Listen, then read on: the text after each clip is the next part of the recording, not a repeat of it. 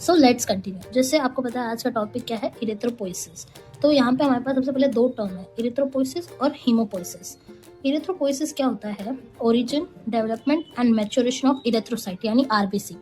Erythro यानी RBC के लिए होता है और हीमोपोइसिस सारे ब्लड सेल्स के लिए होता है, जिसमें ओरिजिन, डेवलपमेंट और मैच्योरेशन होता है सारे ब्लड सेल्स यानी डब्ल्यूबीसी का भी और आरबीसी का भी और प्लेटलेट का भी। जब हम कंबाइंडली बात करते हैं तब हम हीमोपोइसिस बोलते हैं और जब हम सिर्फ आरबीसी की बात कर रहे हैं तो हम इरिथ्रोपोइसिस बोलते हैं। फिर आता है साइट्स ऑफ इरिथ्रोपोइसिस। तो इरिथ्रोपोइसिस कहाँ बनता है? During embryonic life. Embryonic life मतलब जब बच्चा माँ के पेट में होता है तब कब बनता है? मीजोब्लास्टिक स्टेज होती है। सबसे पहले 3 स्टेजेस होती है, मीजोब्लास्टिक स्टेज, हिपैटिक स्टेज और माइलॉइड स्टेज। मीजोब्लास्टिक स्टेज में क्या होता है? फर्स्ट 2 मंथ्स यानी फर्स्ट और सेकेंड मंथ जो होता है इंट्रा यूट्राइन लाइफ में, उसमें आरबीसी जो है मीजेनकाइमल ऑफ योक सैक में बनता है। फिर आता है हिपैटिक स्टेज। हिपैटिक स्टेज में क्या होता है? 3rd month of intra uterine life. इसमें लिवर जो है वो मेन ऑर्गन होता है। फिर क्या आता है? Myeloid stage. माइलॉइड स्टेज में क्या होता है? Last 3 months of intra uterine life. जब लास्ट के 3 मंथ्स चल रहे होते हैं इंट्रा यूट्राइन लाइफ के, तब बोन मैरो और लिवर जो है रेस्पॉन्सिव होता है। अब हम बात करते हैं in post natal life and adult. तो जब एक पर्सन 5 to 6 ईयर्स का होता है तो आरबीसी जो है रेड बोन मैरो में बनती है। ऑल बोन्स मतलब सारी बोन्स की जो रेड बोन मैरो होती है उनमें बनती है आरबीसी। फिर जब वो 6 to 20 ईयर्स का होता है तो red bone marrow of long bones and membrane bone. अब जो लॉन्ग बोन्स और मेम्ब्रेन बोन्स की रेड बोन मैरो होती है उसमें आरबीसी फॉर्म होती है। लॉन्ग बोन्स में जैसे femur, humerus, tibia, fibula, ulnar, radius, ये सब। और मेम्ब्रेन बोन में क्या क्या आता है? Maxilla, nasal bone, sternum, pubis, ilium, parietal, ये सब। तो जैसे 5 to 6 में ऑल बोन्स की रेड बोन मैरो और 6 to 20 में लॉन्ग बोन और मेम्ब्रेन बोन्स की रेड बोन मैरो। अब आफ्टर 20 ईयर्स ओल्ड, जब एक इंसान 20 ईयर्स ओल्ड के ऊपर हो जाता है तो आरबीसी जो है वो सिर्फ मेम्ब्रेन बोन जो होती है जैसे वर्टिब्रा, स्टर्नम, रिब्स, स्कैपुला, इनमें आरबीसी फॉर्म होती है। Changes during erythropoiesis. अब जब एरिथ्रोपोइसिस होता है यानी आरबीसी जब डेवलप हो रही होती है, आरबीसी जब ओरिजिन मैच्योर हो रही होती है, तब उसमें क्या क्या चेंजेस आते हैं? सबसे पहले reduction in size of cell. क्या होता है? आरबीसी की जो साइज होती है वो जब स्टार्टिंग में जब होती है वो बड़ी होती है और फिर धीरे धीरे जब वो मैच्योर होती है तो उसकी साइज जो है वो रिड्यूस हो जाती है। Disappearance of nucleus and nucleus. Nucleus और न्यूक्लियस जो है वो डिसअपीयर हो जाता है। Appearance of haemoglobin. जब फर्स्ट कुछ स्टेजेस में होती है तो हीमोग्लोबिन नहीं होता है, लेकिन लास्ट वाली जब मैच्योरेशन स्टेज आती है तब जो है हीमोग्लोबिन अपीयर होता है। Changes in staining property of cytoplasm. जो आरबीसी होती है वो स्टार्ट हो जाती है एसिडिक बनना, मतलब पहले वो बेसिक होती है, फिर वो क्या होती है? आरबीसी एसिड में कन्वर्ट हो जाती है। आरबीसी का साइटोप्लाज्म में बेसिकली क्या होता है? एसिड में कन्वर्ट होना स्टार्ट हो जाता है।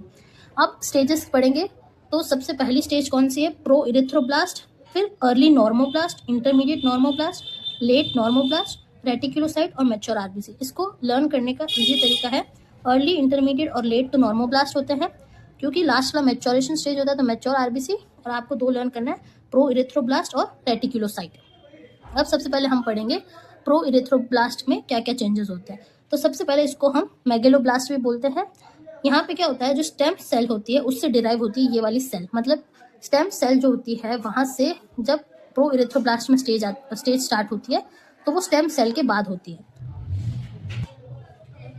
लार्जर इन साइज, इसका डायमीटर कितना होता है? 20 माइक्रोन, यानी सबसे लार्ज जब आरबीसी होती है वो प्रो इरिथ्रोब्लास्ट के फेज में होती है। न्यूक्लियस इज लार्ज, इसमें न्यूक्लियस लार्ज होता है और ऑक्यूपाई करता है स्पेस कंप्लीटली, मतलब जो आरबीसी है उसका मोस्टली स्पेस कौन कवर करता है? Nucleus. Nucleus have 2 more reticulate and reticulate network. इसमें 2 न्यूक्लियोलाइट होते हैं और एक रेटिकुलेट नेटवर्क भी पाया जाता है। प्रो इरिथ्रोब्लास्ट की जो फेज होती है उसमें हीमोग्लोबिन नहीं होता है, वो लास्ट फेज में आना स्टार्ट होता है। साइटोप्लाज्म बेसोफिलिक यानी बेसिक होता है नेचर में और क्या करता है? मल्टीप्लाई करके नॉर्मोब्लास्ट की स्टेज में जाता है। फिर आता है अर्ली नॉर्मोब्लास्ट। अर्ली नॉर्मोब्लास्ट में क्या होता है? स्लाइटली स्मॉल डायमीटर, पहले 20 माइक्रोन था अब 15 माइक्रोन हो गया। न्यूक्लियोलाइट डिसअपीयर हो जाता है। Condensation of chromatin network occurs, chromatin जो है उसका कंडेंसेशन हो जाता है। Cytoplasm basophilic and stained with basic dye, अभी भी साइटोप्लाज्म बेसिक ही है और बेसिक डाई से ही हम उसको स्टेन करके पता लगाते हैं। ये क्या करता है, ग्रो करता है और फॉर्म करता है इंटरमीडिएट नॉर्मोब्लास्ट। अब हम इंटरमीडिएट नॉर्मोब्लास्ट के स्टेज में जाएंगे। उसमें क्या होता है, डायमीटर 10 to 12 माइक्रोन होता है। पहले सबसे पहले 20 था, फिर 15 हुआ, अब 10 to 12 माइक्रोन हो गया है। न्यूक्लियस स्टिल प्रेजेंट है लेकिन न्यूक्लियर लाइट डिसअपियर हो जाता है। क्रोमेटिन नेटवर्क क्या होता है, फर्दर कंडेंस होता है। अर्ली नॉर्मोब्लास्ट में कंडेंस होना स्टार्ट हुआ था, इंटरमीडिएट नॉर्मोब्लास्ट में और आगे कंडेंस होता रहता है। अब पहले क्या था, हीमोग्लोबिन नहीं था प्रोइरेथ्रोब्लास्ट और अर्ली नॉर्मोब्लास्ट में, लेकिन इंटरमीडिएट नॉर्मोब्लास्ट में हीमोग्लोबिन जो है अपीयर होना स्टार्ट हो जाता है। अब हीमोग्लोबिन की प्रेजेंस की वजह से जो स्टेन है साइटोप्लाज्म का वो एसिडिक और बेसिक दोनों आता है, जिसकी वजह से हम उसे पॉलीक्रोमोफिलिक इरिथ्रोब्लास्ट कहते हैं। पॉली मतलब मोर देन 1 2, तो 2 है, पॉलीक्रोम यानी कलर। तो हम डाई जब करते हैं तो एसिड और बेसिक दोनों में हम कर सकते हैं। सेल डेवलप होता है और लेट नॉर्मोब्लास्ट में जाता है। अब लेट नॉर्मोब्लास्ट में क्या होता है, डायमीटर 8 to 10 हो जाता है। पहले 20 था, 15 हुआ, फिर 10 to 12, अब 8 to 10 माइक्रोन हो गया। न्यूक्लियस क्या था, प्रेजेंट था पहले, लेकिन अब वो छोटा हो गया है। Condense chromatin network become small, looks like as ink spot nucleus. अब जो क्रोमेटिन है वो अर्ली नॉर्मोब्लास्ट में क्या हुआ था, कंडेंसेशन होना स्टार्ट हुआ था, फिर इंटरमीडिएट स्टेज में फर्दर कंडेंस हुआ। अब लेट में क्या होता है, वो इतना कंडेंस हो जाता है कि एक इंक स्पॉट की तरह नजर आता है। हीमोग्लोबिन की जो क्वांटिटी है वो इंक्रीज हो गई है। साइटोप्लाज्म जो है वो एसिडिक इन नेचर था, जिसकी वजह से हम इसको अब क्या कहते हैं, इरिथ्रोक्रोमिक इरिथ्रोब्लास्ट। पहले वो जो बेसिक और एसिडिक दोनों था तो हम उसे पॉलीक्रोमिक कह रहे थे, अब हम उसे इरिथ्रोक्रोमिक इरिथ्रोब्लास्ट कह रहे हैं। अब लेट न्यूट्रोब्लास्ट में क्या होता है, जो न्यूक्लियस है वो डिसइंटीग्रेट हो जाता है और डिसअपियर हो जाता है। इसको हम पिक्नोसिस कहते हैं। ये बहुत ही इंपॉर्टेंट टर्म है, इसको आपको याद रखना है। जब लेट नॉर्मोब्लास्ट में न्यूक्लियस इंटीग्रेट होकर डिसअपियर हो जाता है, खत्म हो जाता है, हम उस प्रोसेस को पिक्नोसिस कहते हैं। अब क्या होता है, लेट नॉर्मोब्लास्ट कौन सी फेज में जाता है, रेटिकुलोसाइट में। रेटिकुलोसाइट को हम इमेच्योर आरबीसी भी कहते हैं। इसका साइज जो मैच्योर आरबीसी यानी फाइनल आरबीसी है उससे थोड़ा सा बड़ा होता है, लार्ज होता है। हम इसे रेटिकुलोसाइट इसलिए कहते हैं क्योंकि इसमें रेटिकुलर नेटवर्क पाए जाते हैं। फिर मैच्योर आरबीसी आती है। मैच्योर आरबीसी में क्या होता है, जो रेटिकुलर नेटवर्क है वो डिसअपियर हो जाता है और सेल जो है वो मैच्योर हो जाती है। इसका शेप अब क्या हो गया, बाइकॉन्केव हो गया और इसका डायमीटर 7.2 माइक्रोन हो जाता है। अब इसका जो बाइकॉन्केव शेप है आरबीसी का, तो इसमें क्या होता है, with haemoglobin and without nucleus. Biconcave shape होता है, हीमोग्लोबिन होता है लेकिन न्यूक्लियस प्रेजेंट नहीं होता है। तो ये आपको याद रखना है कि आरबीसी जो है उसमें न्यूक्लियस नहीं होता है। फिर अब इसका एक छोटा सा मैं आपको डायग्राम बता देती हूँ। 7 days for development of mature RBC from proerythroblast, मतलब प्रोइरेथ्रोब्लास्ट से लेके मेच्योर आरबीसी तक आने में 7 दिन लगते हैं। 5 दिन तो डेवलपमेंट ऑफ रेटिकुलोसाइट, 5 days तो रेटिकुलोसाइट बनने में लगता है और 2 दिन लगते हैं आरबीसी को मेच्योर होने में।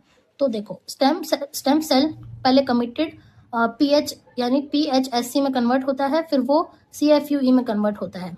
उससे क्या होता है, उसके बाद वो प्रोइरेथ्रोब्लास्ट में आता है। जब प्रोइरेथ्रोब्लास्ट में आता है तो पहले स्टेम सेल से प्रोइरेथ्रोब्लास्ट में आने में उसे 7 दिन लगते हैं और उसके बाद प्रोइरेथ्रोब्लास्ट से लेकर मेच्योर आरबीसी बनने तक उसे 7 दिन लगते हैं, ठीक है। और प्रोइरेथ्रोब्लास्ट से लेकर रेटिकुलोसाइट तक आने में उसे 5 दिन लगते हैं। रेटिकुलोसाइट से मेच्योर आरबीसी बनने में उसे 2 दिन लगते हैं। तो एक बहुत ही इंपॉर्टेंट डायग्राम है, आपको इस डायग्राम से नंबर मिलेगा तो आपको डायग्राम बनाना है। Factors necessary for erythropoiesis. अब इरिथ्रोपोइसिस को कौन कौन से फैक्टर अफेक्ट करते हैं, तो सबसे पहले हम जनरल फैक्टर्स पढ़ेंगे। उसमें क्या आता है, सबसे पहले इरिथ्रोपोइटिन हार्मोन। ये हार्मोन जो है किडनी सीक्रेट करती है, इसे हम हीमोपोइटिन भी कहते हैं। इरिथ्रोपोइटिन जो है वो सीक्रेट होता है bye pin tubular capillaries of kidney. Erythropoietin कहाँ से सीक्रेट होता है, किडनी के पिन ट्यूबुलर कैपिलरीज से। अब hypoxia is stimulate of erythropoietin. जब हमारी बॉडी में ऑक्सीजन की कमी होती है, हाइपोक्सिया होता है, तो इरिथ्रोपोइटिन रिलीज होता है। इरिथ्रोपोइटिन रिलीज होगा तो इरिथ्रोपोइसिस होगा, इरिथ्रोपोइसिस होगा तो आरबीसी बनेगी। थायरॉक्सिन सेकंड कौन सा हार्मोन है, thyroxine. Thyroxine thyroid gland secret करती है। थर्ड है हीमोपोइटिन, एक ग्रोथ फैक्टर या फिर हम उसे ग्रोथ इंड्यूसर कह सकते हैं। इसमें इंटरल्यूकिन्स और स्टेम सेल फैक्टर्स आता है। इंटरल्यूकिन्स जो है वो ग्लाइकोप्रोटीन है जो कि साइटोकाइनिन फैमिली में बिलोंग करते हैं। अब इंटरल्यूकिन जो है वो 3 टाइप के हैं। इंटरल्यूकिन 3 जो कि टी लिम्फोसाइट सीक्रेट करती है। इंटरल्यूकिन 6 जो कि टी लिम्फोसाइट, एंडोथेशियल सेल्स और मैक्रोफेजेस रिलीज करते हैं, सीक्रेट करते हैं। इंटरल्यूकिन 11 जो कि सीक्रेट करते हैं ऑस्टियोब्लास्ट यानी बोन फॉर्मिंग सेल। फिर आता है कॉलोनी स्टिमुलेटिंग फैक्टर।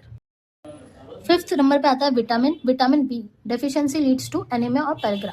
अब क्या होता है, हमें हमारी बॉडी में विटामिन बी, विटामिन सी और विटामिन डी बहुत ज़रूरी है। अगर ये नहीं होते हैं तो हमारी बॉडी में क्या होता है, एनीमिया होने के चांसेस होते हैं। फिर आते हैं, अब हमने जनरल फैक्टर पढ़े, अब हम मैच्योरेशन फैक्टर पढ़ेंगे।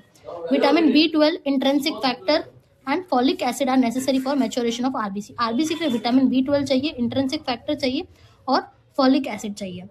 विटामिन B12 क्या करता है, अगर इसकी डेफिशिएंसी होती है, यानी विटामिन B12 हमारी बॉडी में डिक्रीज हो जाता है, डेफिशिएंसी हो जाती है, तो उससे हमें परनीशियस एनीमिया होने के चांसेस होते हैं। इसे हम एक्सट्रिंसिक फैक्टर कहते हैं, क्योंकि हम इसे डाइट से लेते हैं, मतलब हम जो खाना खाते हैं उससे विटामिन B12 आता है। It absorption from intestine requires the presence of intrinsic factor of Kejal. अब हम B12 खा तो रहे हैं, विटामिन B12 खा रहे हैं, लेकिन अगर हमारी बॉडी में इंट्रिंसिक फैक्टर ऑफ केजल नहीं होता है तो इसका अब्जॉर्प्शन नहीं हो पाएगा। Stored in muscle and liver, vitamin B12 muscles और लिवर में स्टोर होता है। फिर आता है इंट्रिंसिक फैक्टर ऑफ केजल। अब जब हम विटामिन B12 खाते हैं तो हमें इंट्रिंसिक फैक्टर भी चाहिए ताकि वो ऑब्जर्व हो सके।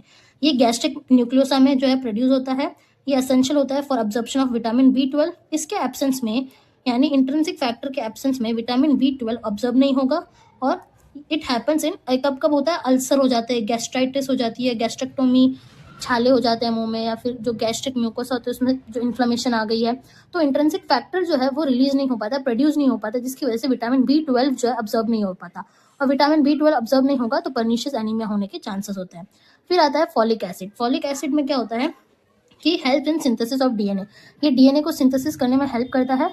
In the absence of folic acid, अगर हमारी बॉडी में फॉलिक एसिड एब्सेंट होता है या फिर डेफिशिएंसी हो जाती है, इसकी वजह से क्या होता है, मैच्योरेशन नहीं हो पाता है आरबीसी का, जिसकी वजह से मेगेनोब्लास्टिक एनीमिया होने के चांसेस होते हैं।